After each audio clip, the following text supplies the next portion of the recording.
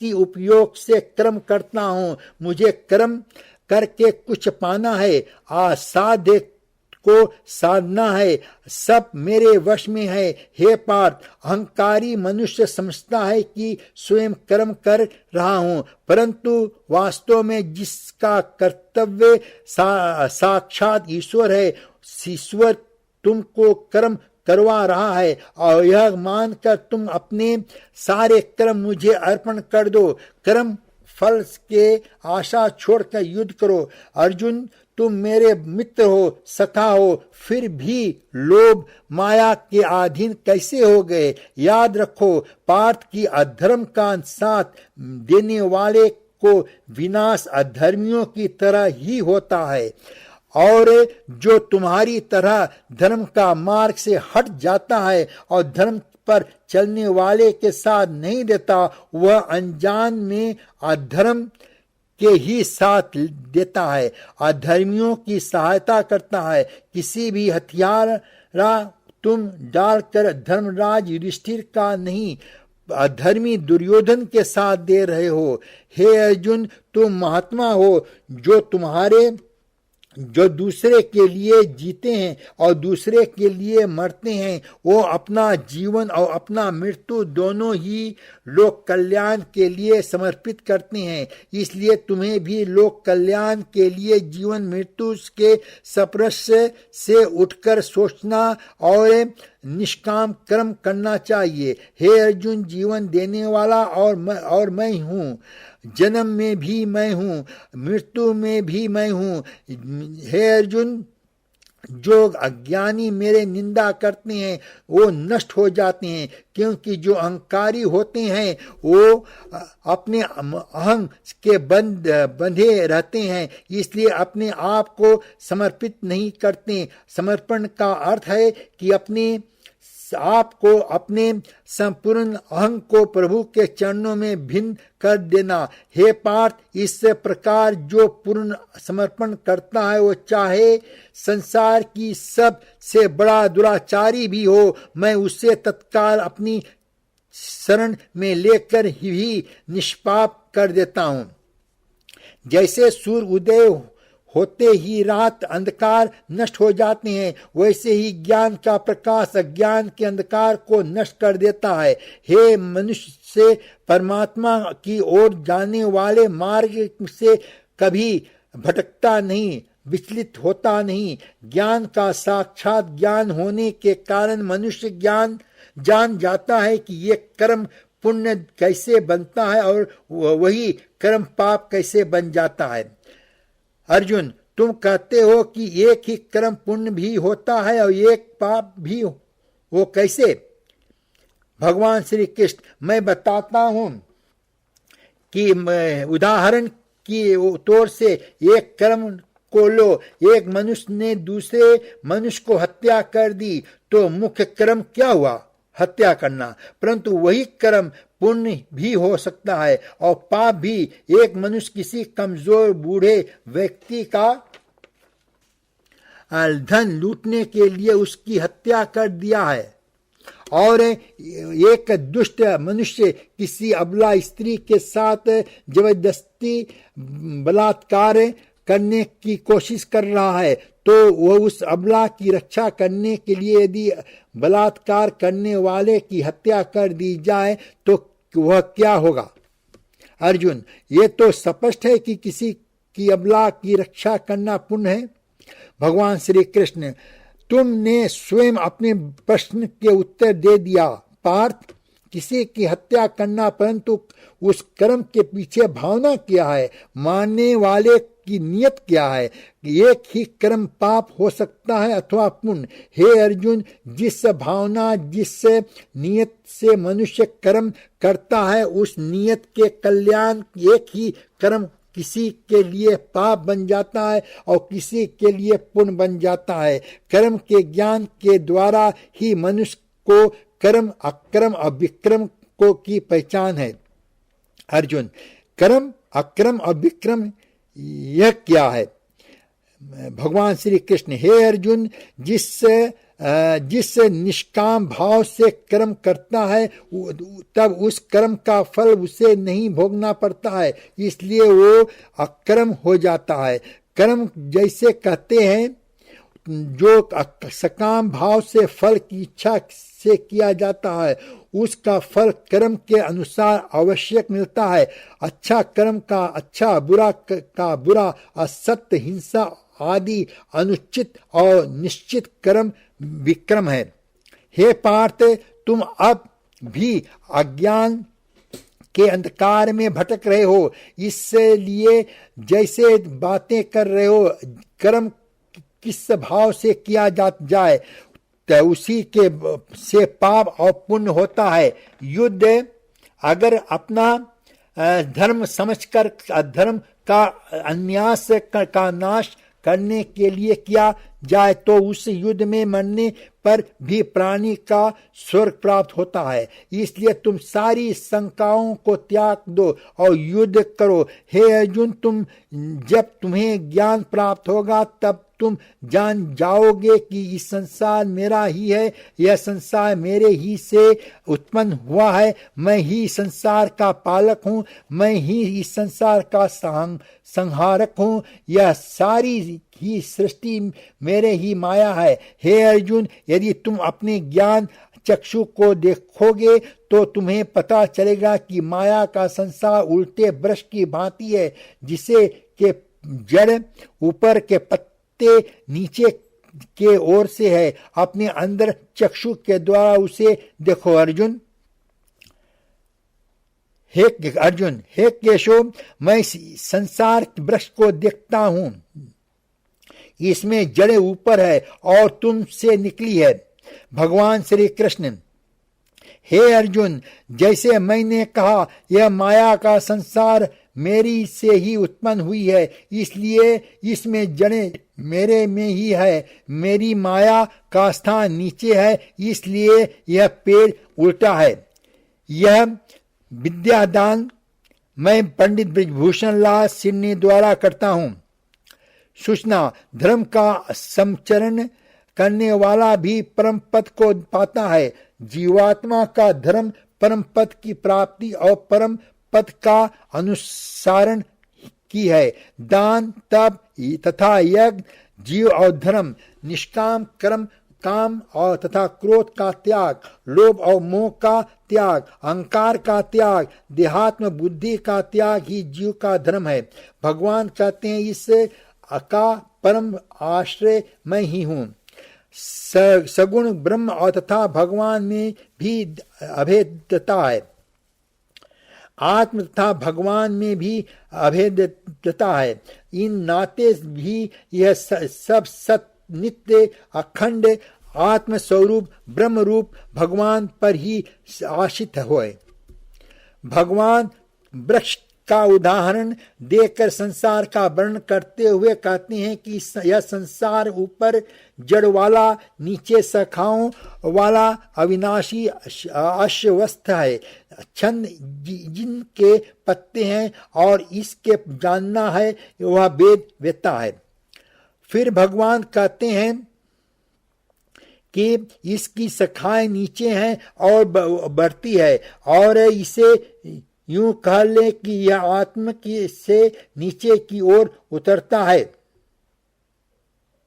फिर भगवान उतरता है, फिर यह आत्मा से उत्पन्न होकर धरती पर ही ओर आता है। उत्तरायण की ओर परम तत्व है और दक्षिणायन की ओर यह सृष्टि है। वेद ही संसार रूपी वृक्ष के पत्ते हैं, पत्तों की वृक्ष की रक्षा करते हैं। इन्हीं के वृक्ष की वृत्ति मानव जाती है। वेदों में कर्म चक्र का राज कहा है। वेदों में जीवन सफल करने की विधि कहिए, वेदों में वांछित फल पाने की भी विधि कहिए। यह वेदा ही जीवन की क्रिया प्रणाली है। यह क्रिया प्रणाली की सृष्टि को कायम कर रखती है। ज्यों वृक्ष पुण्य तथा पत्तों से ढक जाता है, इसी तरह संपूर्ण संसार कर्मों से आवृत है। कर्मों से ही संग करने से यह वृक्ष और बढ़ता है। इतनी बड़ी जो ब्रह्म की सृष्टि है उसमें क्या नहीं है। यह जो उसकी शाखाएं हैं, यदि आप इनको ध्यान से देखो तो वह परम का यज दिख जाएगा।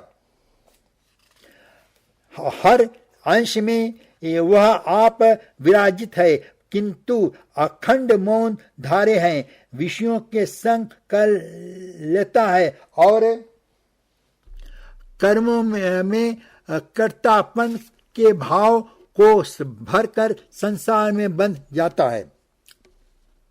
यह संग ही चहु और उसकी जड़ें बनी जाती है। विषय जड़ ही होते हैं, किंतु जब जीव की वृत्तियों उनके लिपट जाती हैं तब मानो यह विषय उसे पकड़ लेते हैं। वास्तव में विषय जीवन को नहीं पकड़ते हैं। जीव की प्रवृत्तियां उन विषयों को से लिपट जाती है। हम तुम्हारे बिना नहीं जी सकते, तुम ही हमारे प्राणधार हो। जड़ तन तो प्रकृति की रचना है और प्रकृति के दिए हुए गुणों से भरा है। यह तो अपने सहज धर्म के अनुकूल जन्मता है, जवान होता है, बुढ़ापे की ओर जाता है, मर जाता है। तुम्हें अपनी अज्ञानता के कारण इसे मैं कहते रहते हैं। सूचना, कभी तन की तुम्हारी बात मानकर परिवर्तन छोड़ देता है। विषय इस्तेमाल करने के लिए होते हैं, उनके बद जाने के लिए तो नहीं। विषय आपके अधीन होने चाहिए। आप नाहक विषयों के नौकर बन गए और विषय उपासक हो गए। अर्जुन, हे केशव, इस संसार वृक्ष में ब्रह्म का स्थान क्या है? भगवान श्री कृष्ण, हे अर्जुन, इस संसार का विस्तार करने वाला होने से ब्रह्मा का वृक्ष का मुख्य शाख है और वेद इसके पत्ते हैं। हे पार्थ, सत, सप्रश, रूप, रस, गंध इन पांचों वृक्ष के शाखाओं के कोटियों के रूप में है। हे पार्थ, इस माया वृक्ष को सजरस और तम तीनों गुणों के जल से सींचा जाता है। आसक्ति के मारा मनुष्य इसी पेड़ के डाली में उल्टा रहता है। हे पार्थ, वह वृक्ष आशावादी है, अनंत है। यह वृक्ष संसार के माया का प्रतीक है। अर्जुन, हे मधुसूदन, जब यह पेड़ ही सृष्टि है तो इसके विशाल छाया ही हर एक फैली होगी, तब मनुष्य इसकी छाया से कैसे बचकर रह सकता है? भगवान श्री कृष्ण, हे अर्जुन, यह ठीक है कि वृक्ष विशाल है, परंतु इस वृक्ष के विधाता तो इससे भी विशाल है। हे अर्जुन, जब तुम ज्ञान और वैराग्य के तलवार इस संसार वृक्ष को काट दोगे तो तब तुम्हें परमात्मा के दर्शन मिलेगा जो सर्वव्यापी है, हर जगह मौजूद है। इसलिए पार्थ, तुम मेरी क्षण में आओ। धृतराष्ट्र, कृष्ण के मुख से ऐसी बातें सुनकर ना जाने मेरा मन भय से व्याकुल हो रहा है। इससे पहले मुझे कभी मृत्यु का भय नहीं लगा, परंतु आज मुझे मृत्यु के भय लगने लगा। मेरी ही नहीं, अपने मृत्यु का भी भय है। संजय, महाराज, यह तो बड़ी विचित्र बात है। द्वारकाधीश श्री कृष्ण तो अर्जुन और हर मनुष्य मन के अपनी मृत्यु की भय निकाल के उपदेश दे रहे हैं। धृतराष्ट्र, मेरा मन भय से क्यों कांप रहा है? एक ही उपदेश का विपरीत प्रभाव क्यों पड़ रहा है? अर्जुन का मन शांत होता जा रहा है और मेरा मन अशांत होता जा रहा है। संजय, महाराज, इसमें बात का किस व्यक्ति पर क्या प्रभाव है, इसका आधार पर यह व्यक्ति कि मन की भावना पर निर्भर होता है। यदि मन में कोई भय उंगली मारे बैठा है तो सच्ची और कड़वी बात को सुनकर ऐसे ही गुण उठाता है जैसे नाग लाठी को देखकर। अर्जुन, हे मधुसूदन, तुम कहते हो कि सर्वव्यापी परमात्मा के शरणों में आओ, परंतु उस परमात्मा का स्वरूप क्या है? मुझे अपना उस स्वरूप बताओ, इसकी पूजा की जाए, क्योंकि संसार में भिन्न भिन्न लोग भिन्न भिन्न देवताओं की पूजा करते हैं। क्या वो पाप है? अर्जुन, श्री कृष्ण, नहीं अर्जुन, पूजा कभी पाप नहीं होता। जो प्राणी भिन्न भिन्न देवताओं की पूजा करते हैं वो भी वास्तव में मेरी पूजा करते हैं, क्योंकि इस विषय के कण कण में भी ही समाया हुआ हूँ।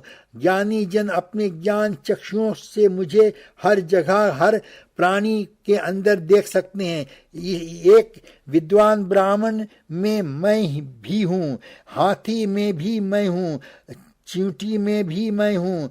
हे पार्थ, इसीलिए अपने अपने श्रद्धा के अनुसार प्राणी जिस जिस रूप में भी मेरी पूजा करते हैं वह मेरी ही पूजा करते हैं। इसलिए जो सकामी पुरुष जिस जिस देवता के रूप को श्रद्धा से पूजन चाहते हैं, मैं उस भक्त को उस देवताओं के प्रति श्रद्धा को स्थिर कर देता हूँ। इस प्रकार बहुत जन्मों तक पश्चात उसे ज्ञान हो जाता है कि इस सारे सृष्टि में मुझ वासुदेव के सिवाय और कुछ नहीं है। ऐसा ज्ञानी महात्मा अंतकाल में मुझे ही प्राप्त होता है, परंतु हे अर्जुन, ऐसा महात्मा अति दुर्लभ है।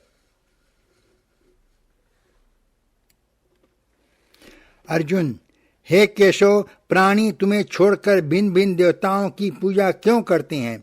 भगवान श्री कृष्ण, हे अर्जुन, मैं तुम्हें पहले बताया हूँ, त्रिगुणित सृष्टि में प्राणियों के कर्म उनकी विधि उनकी श्रद्धा के अनुसार सत्य गुण वाले देवताओं को पूजते हैं, रजोगुण वाले यज्ञ गंधर्व आदि को पूजा करते हैं, तमो गुण वाले प्राणी भूतों प्रेतों की पूजन करते हैं। देवताओं को पूजने वाले देवताओं को प्राप्त होते हैं और नित्य के उपरांत अपने कर्मों अनुसार कुछ काल तक स्वर्ग लोक में निवास करते हैं।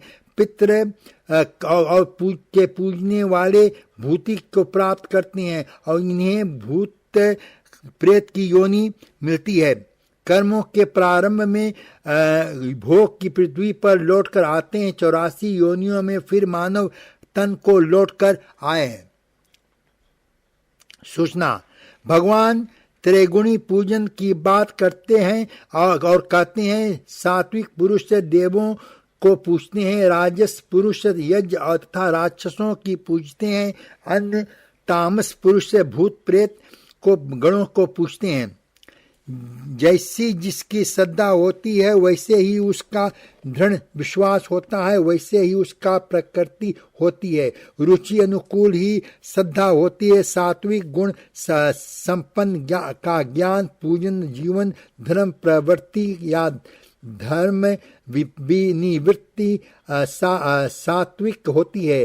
सहज में सातों गुण संपन्न लोगों की ओर श्रद्धा रखने वाले लोग सात्विक होते हैं। इन्हें सत्य और सुख से संग होता है। इस कारण यह लोग भी गर शास्त्र विधि ना जाने तो भी जीवन गंवा बैठते हैं और यह भी संग नहीं छोड़ते, यह भी अनेक बार कर्तव्य विमुख हो जाते हैं।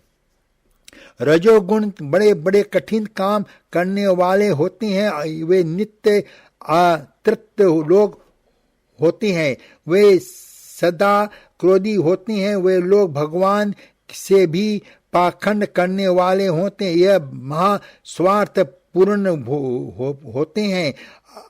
कर्तव्य अकर्तव्य भी वे अपना मतलब पुकारने वाले के लिए ही करते हैं। ये लोग पूजा के भी अपनी स्वार्थ पूर्ति के लिए करते हैं और स्वार्थ को ही वे सत्य समझते हैं। अपने स्वार्थ के कारण ही वे झुकते हैं। रजोगुण लोग अपना स्वार्थ पूरा होने पर के पश्चात अकड़ते हैं और यह लोग नित्य भटकते रहते हैं। यदि असुरी गुण पूर्ण सात्विक से दोस्ती लगाए तो अनेक बार उससे एक अपने पर ही ग्लानि आ जाएगी। अपने दुष्कर्म करने में वह अर्चन महासूत चारों के निहारे में ही चोर रह सकते हैं। बेईमान लोग आपस में ही दोस्ती रख सकते हैं। डाकू या चोर साधुता पूर्ण सत्संग पूर्ण को अपने पास कैसे रख सकते हैं। विजातीय गुणों की दोस्ती कठिन है। भगवान की दोस्ती सबसे है, क्योंकि भगवान की नीति आती है। उनकी अपनी चाहता कोई नहीं होगी। वह तो सबको स्थापित करते हैं, किंतु गुण संगी तथा गुण बंधित गुण अभिमानी होते हैं। वह सजातीय के ही प्रश्न पढ़ते हैं और लड़ते भी हैं। रजोगुण संपन्न के लोग तृष्णा और कामना ही प्रेरित करते हैं। यह लोग मांस का हो या राज का, फिर भी धन का, वास्तव में यह लोग केवल अहं संस्थापना का ही होता है, दूसरों को दबाने के लिए होता है। असुर और निहित गुण अभिमान ही है। जो कहता है मैं इसे मार सकता हूँ, मैं इसे गिरा सकता हूँ, मैं यह पा सकता हूँ, यह केवल अहंकार के से अंधा हुआ होता है। भगवान कहते हैं कि तमोगुण पूर्ण लोग भूत तथा प्रेतों को पूछते हैं। वे भूत तथा प्रेतों का आयोजन करते हैं। जीवन में यह जीते हैं तो यह नित्य आंख वाले अंधे के समान जीते हैं। इन अंधों के ने सब कुछ देखकर भी नहीं देखा जाता है। यह लोग भूत प्रेतों का आयोजन करते हैं, यानी बीती बातों की भूत उन्हें चिपटे रहते हैं। अर्जुन, हे केशव, तुम्हारे कहने के अनुसार मनुष्य अज्ञान के अंधेरे में अपने अहं का साथ पकड़े भटक रहा है और उसने समर्पण नहीं कर पाता, अर्थात तो अज्ञान ही असमर्थन के रास्ते की चट्टान बन जाता है। यह अज्ञान के अंधकार को दूर करने और ज्ञान प्राप्त करने का सरल साधन बताओ। भगवान श्री कृष्ण, श्रद्धा। हे अर्जुन, ज्ञान प्राप्त करने का मूल्य साधन किए हुए श्रद्धा है। श्रद्धा के बीच से ही विश्वास का अंकुर फूटता है और आस्था का पौधा लहराने लगता है और इसी पौधे पर ज्ञान के फूल फलते हैं। पार्वती, हे भोलेनाथ, भगवान श्री कृष्ण भक्ति के संबंध में श्रद्धा को अधिक महत्व क्यों देते हैं? शिव जी महाराज, देवी, श्रद्धा बिना भक्ति कैसे हो सकता है? श्रद्धा ही भक्ति का बीज है। मनुष्य के लिए श्रद्धा ही दिव्य नेत्र है, जिनके द्वारा एक अंधा मनुष्य भी भगवान के स्वरूप के दर्शन कर सकता है। यह श्रद्धा ही है तो है। जब मनुष्य को एक पत्थर की मूर्ति में भी भगवान के रूप दिखाई देती है, जैसे श्रद्धा भक्त को शिवलिंग में मेरा ही रूप दिखाई देता है, परंतु एक नास्तिक को उनको केवल एक पत्थर के टुकड़ा ही दिखाई देता है। देवी, श्रद्धा मान लो तो भगवान सामने ही खड़े हो तो श्रद्धा नास्तिक को आंखों को वो भगवान नहीं कुछ और दिखाई देगा। ना श्रद्धा होगी और ना भक्ति। भगवान श्री कृष्ण, श्रद्धा सीधा सरल रास्ता है जो मनुष्य को प्रेम शांति की ओर ले जाता है, इसलिए कि श्रद्धा द्वारा मनुष्य एष्टावान बन जाता है। और जिस मन में श्रद्धा नहीं होती वही सच्चे और सत्य के अंधेरे में इस प्रकार भटक रहा जाता है। ना तो इस का सुख का रास्ता मिलता, ना परलोक में उसे शांत प्राप्त होती है। उस मन में श्रद्धा नहीं होती, हाँ वहाँ शंका होती है। जिसे जहाँ उजाला नहीं होता वहाँ अंधेरा नहीं होता। ना श्रद्धा होगी ना आस्तिक होगी, मनुष्य आस्तिक नहीं रहेगा, नास्तिक बन जाएगा और वो कदापि सुखी नहीं रह सकता। हे अर्जुन, संशय के अंधकार को ज्ञान के प्रकाश से जो नष्ट कर देता है और ज्ञान द्वारा प्राप्त बुद्धि के प्रेम से अपने आप को समर्पित कर देता है, उसे कर्म नहीं बांध सकते। इसलिए हे पार्थ, अज्ञान के कारण जो संशय तेरे हृदय में उत्पन्न हुए हैं, उन्हें ज्ञान और विश्वास के तलवार से काट कर अपने कर्म रूपी युद्ध के लिए कमर बांध कर खड़ा हो जा। अर्जुन, हे मधुसूदन, तुम कहते हो कि मनुष्य अपने अंतिम सांस तक माया मोह में पड़ा रहता है, तो इसी कारण जन्म के चक्कर में फंस जाता है। परंतु तुम ही ने उस माया की सृष्टि की रचना करके और दूसरी ओर मनुष्य के चंचल मन प्रदान करके दोनों को एक दूसरे में उछाल दिया है। पग पर मनुष्य को बैठने के लिए अद्वितीय आकर्षण पैदा किया है। मनुष्य इसके जाल में उल्टा रहता है। और क्षमा करना, तुम यह जाल बिछाकर किसी शिकारियों या बहेल की भांति जाल में फंसे मनुष्य के हाथ पैर बांधे इस छटपटाने का तमाशा देखते रहते हो। भगवान श्री कृष्ण, नहीं अर्जुन, मैं तमाशा नहीं देखता हूँ, बल्कि अपने माया की लीला देखता हूँ। अर्जुन, सहायता नहीं तो करते बेचारा प्राणी इधर उधर भटक रहा है, रास्ता भूल पड़ता है। तुम्हारे मन में बेचारे मनुष्य की सहायता करने के विचार कभी नहीं आती कि आगे बढ़कर इसका हाथ थाम ले, उसे सच्चा रास्ता दिखाएं। भगवान श्री कृष्ण, बिल्कुल आता है और मैं मनुष्य की सहायता भी करता हूँ। अर्जुन, परंतु कब तुम मनुष्य के सहायता करते हो? मैं देख रहा हूं कि तुमने कर्म का विधान बना दिया है, जन्म मरण का चक्र चला दिया है और इस चक्र में मनुष्य को फंसा दिया है। भगवान श्री कृष्ण, मैं तो सहायता अवश्य करता हूँ अपने भक्त को, मैं कभी बेसहारा नहीं छोड़ता, परंतु मनुष्य मेरे ओर देखे सहायता के लिए, परंतु वो मेरी ओर बढ़ने के बजाय अपने अहंकार में डूबा रहता है, अपने बाहों के घमंड में पड़ा रहता है। हक संसार उस से बड़ा कोई नहीं है। वे अपनी बुद्धि और अपने बल पर भरोसा करता है, अपने बाहों पर बल पर उसे अपने परमात्मा से भी अधिक विश्वास होता है। अर्जुन,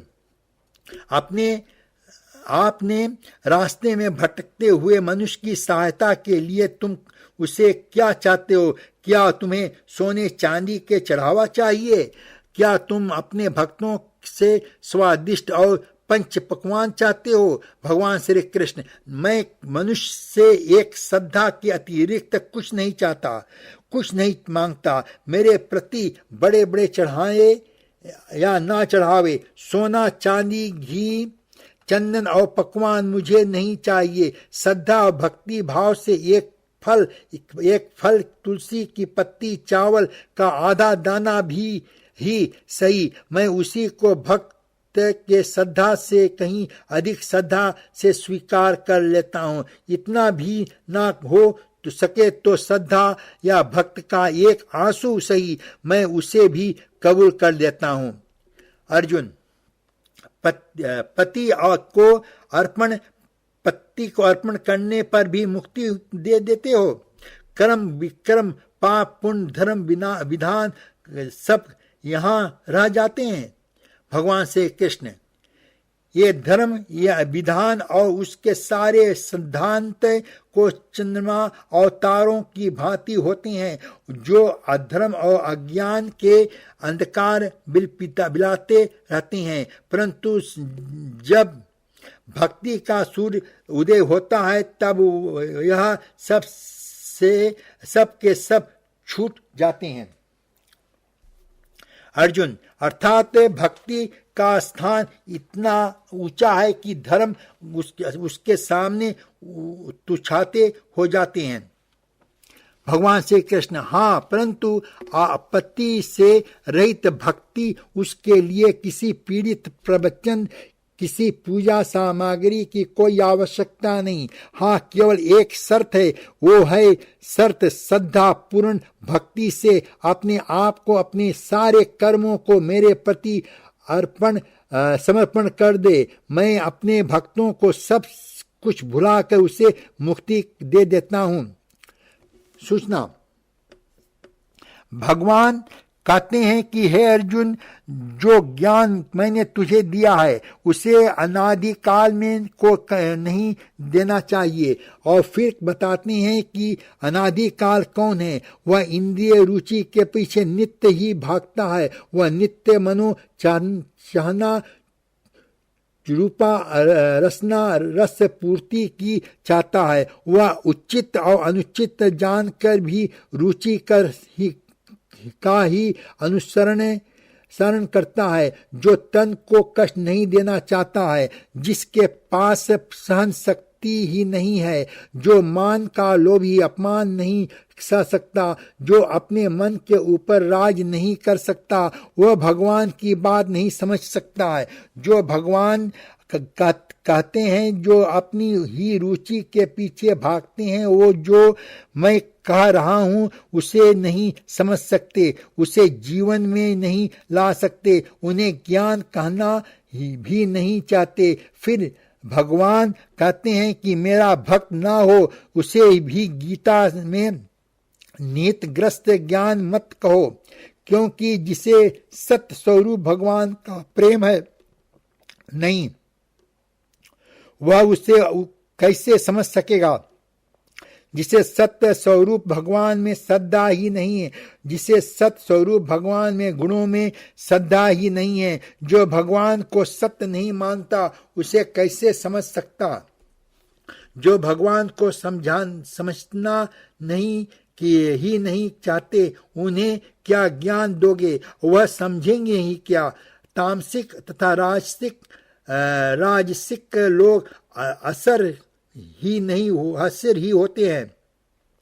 इनमें से तामसिक लोगों को तो अक्लमंद कभी कभी पहचान भी लेते हैं, परंतु राज वालों को तो पहचानना ही कठिन है। इन लोगों के मन भी दुर्विचारों से भरपूर होते हैं। यह लोगों को बुरा ही सोचते हैं और लोगों को बुरा ही मानते हैं। यह संसार को झूठ कहते हैं अथवा मिथ्या भावना का आसरा देकर अपने को दोष विमुक्त कर देते हैं।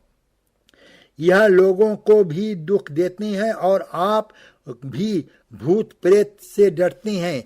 यह लोग भूत प्रेतों की पूजा करते हैं। सात्विक, राजसिक और तामसिक पूजा गुणवधिक होते हैं। सात्विक, राजसिक तथा तामसिक लोगों को अपने गुणों से संग होता है। यह लोग सजातीय गुण वालों के पास रहते हैं तथा विजातीय गुण वालों को दबाते हैं। इनसे यह नहीं समझ लेना चाहिए कि यह सजातीय गुण वालों को दबाना नहीं चाहते। जब यह उन्हें दबा सकते हैं तब यह उन्हें भी दबाने के प्रयत्न करते हैं।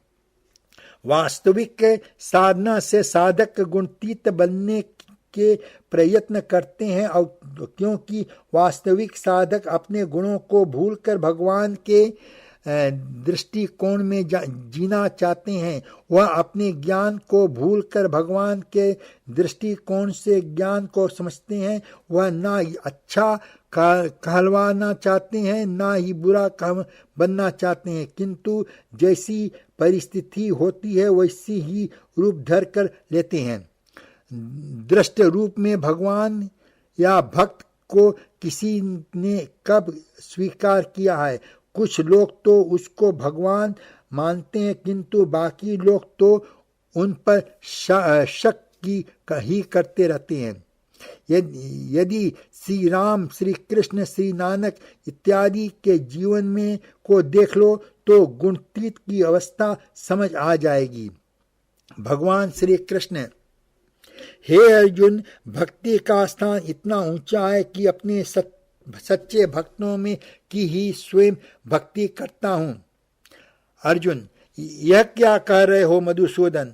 भला परमात्मा होकर तुम किसी भक्त की भक्ति कैसे कर सकते हो? यदि परमात्मा भी भक्त हो जाएगा तो दोनों में क्या अंतर रह जाएगा? भगवान श्री कृष्ण: यही अंतर तो मिटाना चाहता हूँ। भक्ति भक्त और भगवान के बीच कोई सीमा ऐसी नहीं खींचती। भक्ति तो भगवान और भक्त के बीच में एक पवित्र रिश्ता है, जिसे प्रेमी किसी प्रेमिका और प्रेमी को एक बंधन में बांधकर एक कर देता है। उसी प्रकार भक्त के द्वारा अपने भगवान में तथा भगवान अपने भक्त में समा जाते हैं, दोनों एक रूप हो जाते हैं। पार्वती: हे भोलेनाथ, इस अमृत वचनों की रस झिम वर्षा में तो तन मन ऐसी भीग गया है कि मैं तो तृप्त हो गई हूँ। शिवजी महाराज: देवी, आप तो इस अमृत वर्षा में भीग गए हो, परंतु अर्जुन को देखो, यह अमृत वर्षा में तो उसका पूरा स्थिर, उसकी आत्मा तो ऐसी बदल गई है जैसे वर्षा के पश्चात धरती हरा जोड़ा पहनकर दुल्हन बन जाती है। ज्ञान के गंगा में स्नान करके अर्जुन सबसे अधिक निहाल हो गया। अर्जुन: हे भक्त वत्सल, हे भक्तों के भक्त, हे वीरताओं के वीरता, हे योगेश्वर, आपने मुझे अज्ञानी और पाप के भागी को अपनी कृपा से जो ब्रह्म ज्ञान प्रदान किया है, मुझे अज्ञान के अंधकार से ज्ञान के प्रकाश में लाकर खड़ा किया है, इसके लिए मैं आपका आभारी हूँ। इतना आभारी कि मैं लाखों वर्षों तक भी आपकी चरणों की माथा टेके रखूं और अपनी आंखों से आंसू बहा रहा कर सैकड़ों विशाल समुद्र भर दूं तो भी कुछ शुभ कार्यों को चुका नहीं सकूंगा, तथा आध्यात्मिक विद्या ज्ञान और आपकी कोटि कोटि धन्यवाद। आपके इस परम ज्ञान के आगे अपना माथा टेकता रहूं और अपना भ्रष्ट बुद्धि, अपनी हर इच्छा, अपनी हर आशा, अपनी हर कामना के साथ मैं अपने आप को, अपने तन मन को आपको समर्पित करता हूं, और यह सब कुछ आपका दया का दान है जो मैं आपके श्री चरणों में रखता हूं। और अज्ञान के मारे आपको केवल एक मनुष्य समझकर, मैं अपना सखा समझकर जाने और अनजाने में जो भी भूल किए हो तो उसके लिए है दया सागर, आप क्षमा कर दीजिए। भगवान श्री कृष्ण: हे अर्जुन, आपने आंसुओं की गंगा में अपनी हर भूल, हर पाप को धो डाला है, तो अब तुम निष्पाप हो गए हो। तुम्हारे विवेक ने तुम्हारी आत्मा से पाप का बोझ उतार दिया है। अर्जुन: हाँ प्रभु, आपकी ज्ञान की अग्नि में मेरा मन, मेरी बुद्धि, मेरा अज्ञान, मेरा अहंकार सब कुछ जलकर राख हो गया है। मेरी आत्मा से सारा बोझ उतर गया है। मुझे ऐसा लग रहा है कि जैसे चींटी किसी पत्ते पर बैठकर पानी नदी को पार कर दी है। उसी कृपा कर्मा रूपी कमल पत्र पर बैठकर एक विशाल भवसागर के ऊपर तैर रहा हूँ। इस प्रकार मृतक शरीर आत्मा से दूर हो जाता। इसी प्रकार समय मेरे अब आपत्तियां, शुभ आशाएं, समस्त कामनाएं मुझसे दूर चली गई है। अब मैं प्रकाश ही की किरणों की भांति हल्का हो गया हूँ। अब मेरे सारी स्थिति पर बोझ नहीं रहा। चारों ओर केवल प्रकाश ही प्रकाश है। भगवान श्री कृष्ण, तुम धन्य हो अर्जुन, तुम धन्य हो। इस क्षण जिस परम अवस्था में पहुंच गए हो, उसे अवस्था को युगों में कोई महात्मा मेरे विशेष कृपा से पहुंच पाता है। मैं देखता हूं कि इस क्षण में तुम केवल एक प्रकाश गुंज हो, जिसे मैंने अपने द्रव्य ज्योति से प्रकाशित कर दिया है। कोई लालसा, कोई कामना तुम्हारे अंदर नहीं रही। अर्जुन, हे प्रभु, अभी मैं पूरी तरह कामना विहीन नहीं हुआ हूँ। आपने अपने ज्योति से मेरे अंदर को प्रकाशित कर दिया है, परंतु आपका ज्योति का बीज मेरी समस्त कामनाओं को भस्म नहीं कर सका। मेरे अंदर एकाएक कामना रह गई है जो मरी नहीं है। भगवान श्री कृष्ण, हे अर्जुन, ऐसी कौन सी कामना है जिसे मेरे ज्योति का तेज भस्म नहीं कर दी सका? अर्जुन, आपका दर्शन। भगवान श्री कृष्ण, अर्जुन, आपका दर्शन की नहीं भगवान, इस समय मैं आपके संपूर्ण रूप के दर्शन करना चाहता हूँ। मैं आपके भिन्न भिन्न गुणों की और भिन्न भिन्न रूपों की व्याख्या सुन चुका हूँ। भिन्न भिन्न अवतारों में भी आपके भिन्न भिन्न रूप हुए हैं। मैं उन सब गुणों को एक साथ एक ही समय में देखना चाहता हूँ। हे समस्त चराचर के स्वामी, यदि आप मुझे पर प्रसन्न हो तो मेरी अंतिम इच्छा पूरी कर दीजिए।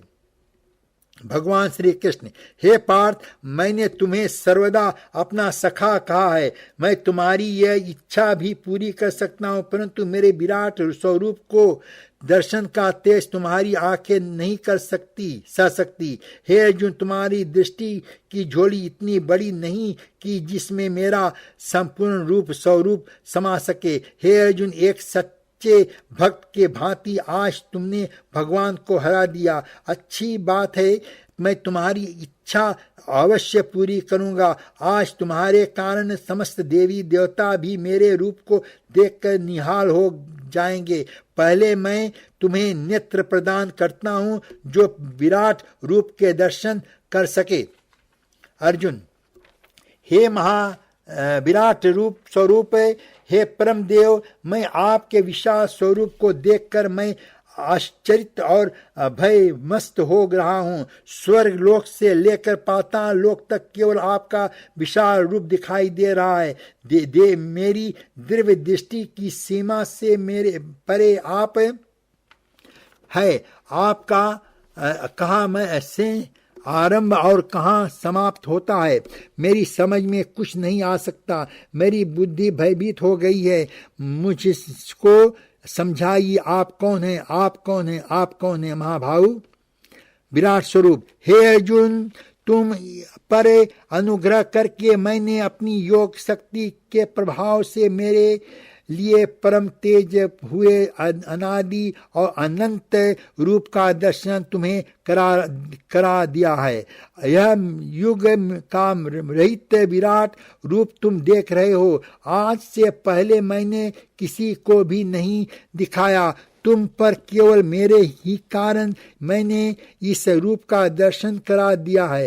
हे पांडव पुत्र, मेरी ओर देखो। मैं समस्त लोगों के नाश करने वाला महाकाल हूँ। मेरे मुखों में हजारों सृष्टियां विहीन होती रहती है। संजय, जय श्री कृष्ण, जय श्री कृष्ण, जय श्री कृष्ण। धृतराष्ट्र, संजय, मैं पूछना हूं, यह क्या हो रहा है? संजय, महाराज कुछ मत पूछिए, इस समय क्या हो रहा है? भगवान श्री कृष्ण अर्जुन को अपना दिव्य विराट स्वरूप दिखा रहे हैं। विराट स्वरूप, विराट स्वरूप। महाराज, ऐसा लग रहा है कि जैसे करोड़ों सूर्य कुरुक्षेत्र में धरती पर उतर आए हैं। पाताल से पृथ्वी लोक और पृथ्वी लोक से स्वर्ग लोक तक भगवान का विराट आकार ठहर गया है। भगवान ने इस दिव्य महाविराट स्वरूप के दर्शन के लिए सारी दृष्टियां सहन हो गई है। सत्य की सेवा से आपकी ही आप। जय श्री कृष्ण, जय श्री कृष्ण। धृतराष्ट्र, व्यास ने मुझे दिव्य दृष्टि दी होती तो आज मैं भी देख सकता।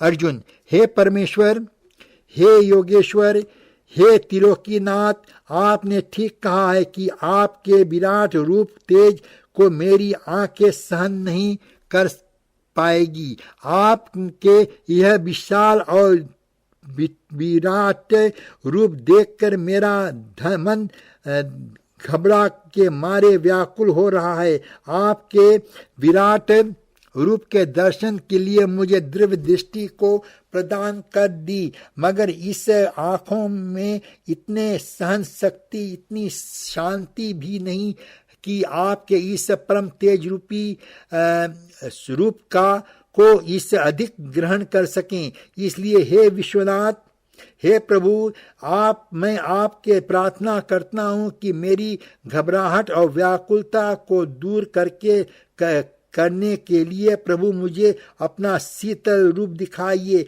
मैं आपके दिव्य चतुर्भुज रूप के दर्शन से अपना मन शांत करना चाहता हूँ।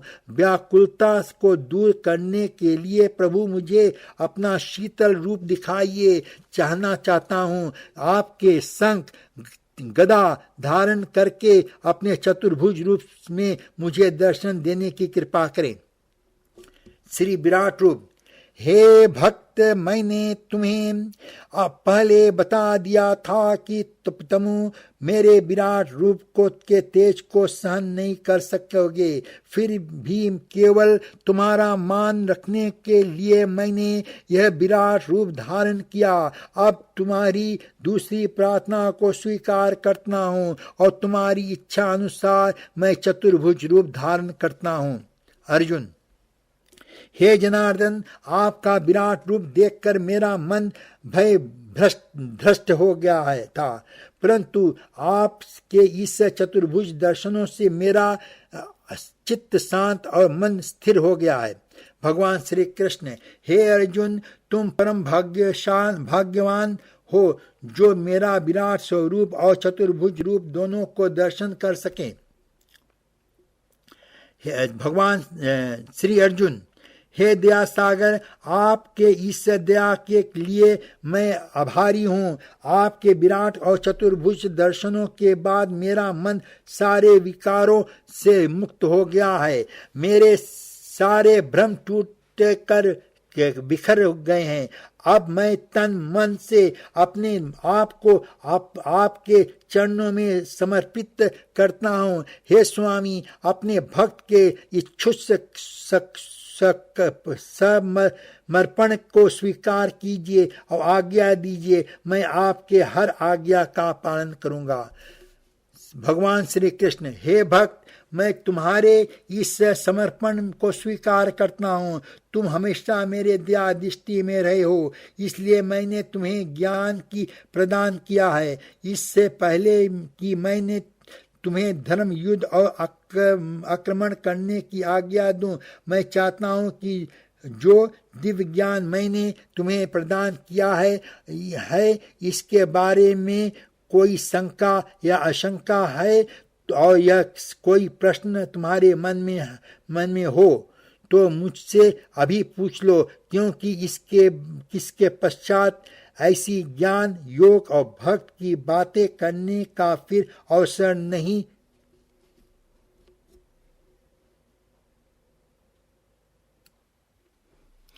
मिलेगा। इसलिए कुछ पूछना है तो अभी पूछ लो। अर्जुन, हे माधव, अब इस मन में किसी शंका के लिए कोई जगह नहीं रह गई है, न किसी अंश के लिए।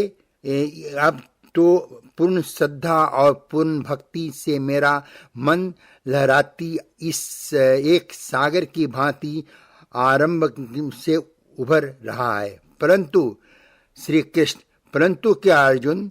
अर्जुन, प्रभु केवल कुछ प्रश्न मेरे मन में उठ रहे हैं। भगवान श्री कृष्ण, तो उसमें संकोच की क्या बात है? जो भी पूछना है पूछ लो।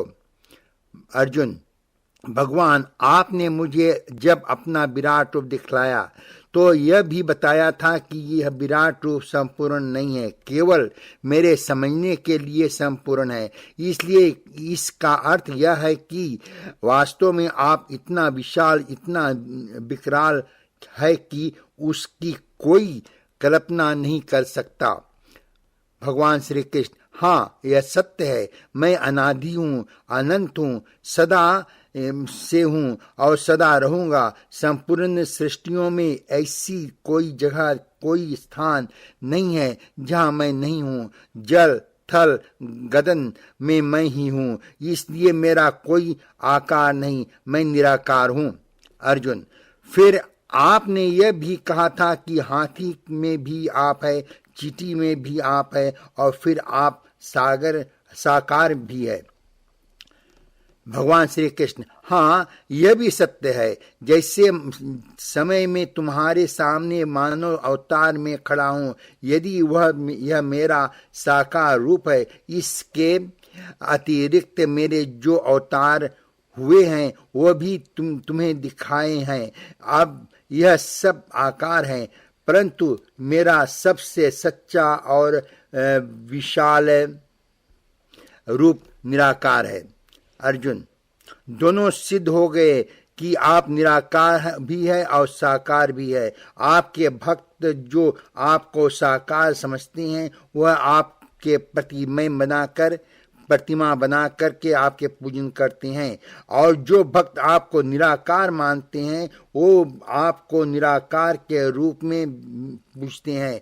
इनमें कौन सही है? और वो जो आपके प्रतिमा बनाकर पूजा करते हैं या वह जो आपके निराकार रूप को पूजते हैं?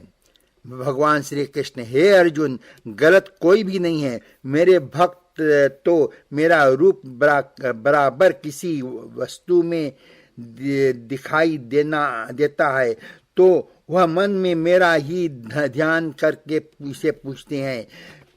मेरे रूप या अवतारों की मूर्तियां बना कर के भी पूजा की जाती है। यह मूर्तियां में मेरा विशाल रूप नहीं दिखाई देता, वो मेरे अनाद में अनंत निराकार रूप की पूजा करती हैं। दोनों तरह के भक्त मेरे भक्ति के रास्ते पर चलते चलते मेरे परम धाम की ओर बढ़ते। कोई बूढ़ा कमजोर है, वह लाठी के सहारे चलता है, मुझ तक आता है। कोई बिना लाठी के सहारे आता है। हे अर्जुन, मेरे भक्त बड़े अनोखे और निराले हैं। तो कोई मुझे माता मानता है, कोई मुझे सखा मानता है, कोई मुझसे प्रेम का नाता जोड़ देता है। ऐसे गोकुल के गोपियां मेरे प्रेम में संसार के सारी रीति रिवाजों को भूल जाती है। उनके आँखों में, उनके मन में हर जगह हर समय मेरा रूप समाया होता है। कोई सिद्ध साधु मुझसे प्रेम करने के लिए गोपियों के रूप में बार बार जन्म लेते हैं। मैं सब भक्तों को उनके भक्ति का बदला उनके मन चाहे रूप में देता हूँ। मैं उनका पिता भी हूँ, माता भी हूँ, सखा भी हूँ और प्रिय भी मैं ही हूँ। अर्जुन, तो क्या भक्त आपके प्रेम कर सकता है? भगवान श्री कृष्ण, प्रेम तो भक्ति है। जिसने मन में प्रेम ना हो वह मेरा भक्ति कैसे हो सकता है? सच पूछो तो मैं प्रेम ही प्रेम हूँ, प्रेम ही परमात्मा है। अर्जुन, किसी से प्रेम करने की कोई विधि नहीं होती है, परंतु पूजा करने की कई विधियां हैं। आपके भक्त इतनी विधियों से अनुसार आपकी पूजा और भक्ति करते हैं। हे अर्जुन, पूजा मन की साधना है और मन की साधना का विधि से क्या लेना देना? जैसे प्रेम करने वाले के प्रेमी मन को लगातार प्रेम करते हैं, वैसे भक्ति की जाती है। यह विधियां तो बनाने वाले ने बना दिए हैं। मैं उन विधियों के द्वारा पूजा करने वालों की पूजा स्वीकार कर लेता हूँ, परंतु मैं यह नहीं देखता कि मेरा भक्त विधि अनुसार पूजा कर रहा है या नहीं। केवल पूजा करने वाले की भावना देखता हूँ, उसके मन में मेरे प्रति प्रेम और भक्ति भाव की नहीं। यह देखता हूँ कि जिस पूजा में विधि ही विधि हो और प्रेम तथा भक्ति ना हो, वह पूजा द्वारा कोई भी मुझे प्राप्त नहीं कर सकता। मुझे संपूर्ण साधना की एक ही शर्त है, मुझ में मन लगाए, मेरा ध्यान लगाए। भगवान श्री कृष्ण: हे अर्जुन, गलत कोई भी नहीं है। मेरे भक्त को मेरा रूप चराचर किसी वस्तु में दिखाई देता है, वह मन में मेरा ही ध्यान करके इसे पूछता है। मेरे रूप या अवतार